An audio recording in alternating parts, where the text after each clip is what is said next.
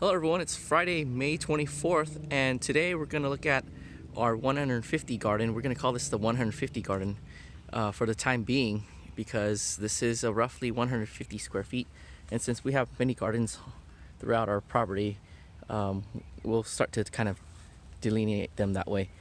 We're going to look at today are all the flowers that are in bloom, and I'm very excited to see the Seashells Cosmo bloom. Very unexpected in a way. Its petals are shaped almost like cowbells, and when I looked at the illustration on the seed pack, I kind of glossed over how they looked. Kind of assumed they were flat like most cosmos. And we'll back up and look at this volunteer poppy that has made a whole bunch of blooms. So it's been blooming, we've been enjoying its blooms, and sometimes I come in the morning and take the petals off, just as we're doing right now. It's roughly 6 a.m. in the morning right now, so we're just out here enjoying our garden. This is one plant. It's one really robust volunteer plant, and its parent plant is about 50 feet away in the corner. So it's kind of a surprise that we have a volunteer poppy this far away. Let's see other things that are in bloom. We have our marigold, and we've been getting very cold and wet weather here in Southern California. It's been May gray. We've got a couple pretty big storms, and in the morning these plants, this waxy look is actually from moisture. This is from dew, so there's been a significant amount of dew that we're receiving too. So the plants are still growing, and we have corn that's getting taller. This is the sweet corn, the Iroquois, not the Iroquois, the Cherokee eagle corn. And let's see, I'm trying to find other things in bloom because we're going to be talking about blooms here in this episode.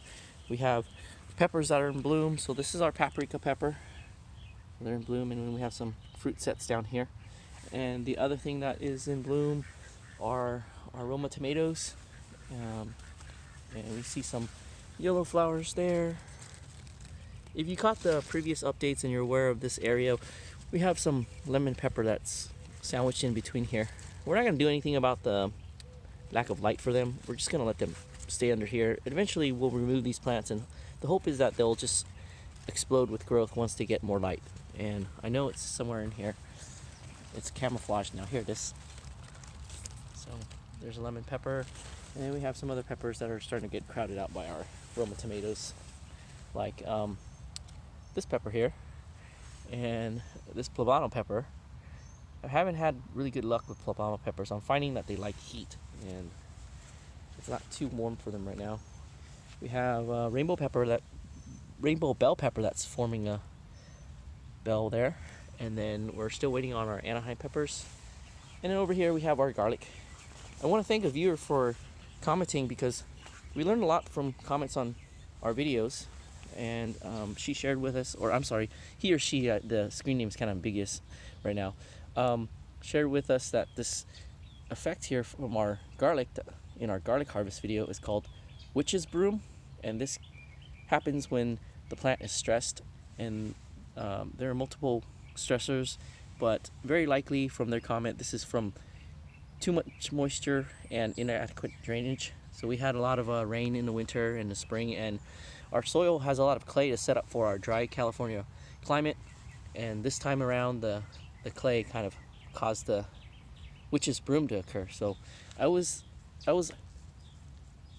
making observations that this looks like a fireworks display, kind of like when you see it in real life. It kind of, when you have fireworks shoot into the sky and it explodes, and then you get the rain of flares.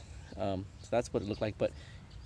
And if you Google or search long exposure fireworks, you can kind of see what I'm talking about. But witch's broom makes sense because then you got the broom handle here and then the broom itself. So very cool. Thank you for your comment and sharing that information with us, and then we can share it with our viewers. And let's see. Oh, almost forgot this guy back here. This is our new addition. This is a mid-pride peach. Happened to go to the nursery to pick up a tree for my brother, and they had a 50% off sale, and this tree was hard to pass because it's a healthy, robust tree, and it costs less than a bare root tree.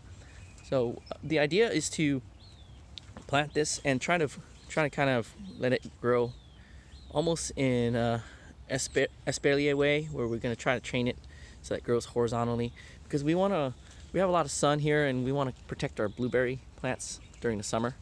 So we're going to use this peach, and I already started training it by weighing one of the branches down with a rock that's attached to a coat hanger wire. It's just wrapped on, kind of nestled in there. And earlier in the year we were trying to grow some cucumber in the back in hopes that they will grow and shade our blueberry plants, but the ducks got in here and they ate our cucumber plants. And now with all the corn growing, there's not enough sun for the cucumbers to get to significant size now. So we're gonna nix that plan, and we got the fencing here to keep the ducks out now. So those are our plants. I'm looking around. Oh, I forgot to mention, we transplanted a giant sunflower there, and then we direct sowed some other giant sunflower varieties. And then we have our onions that are sprouting. Those are our green onions. And looks like this long bean is probably going to make it.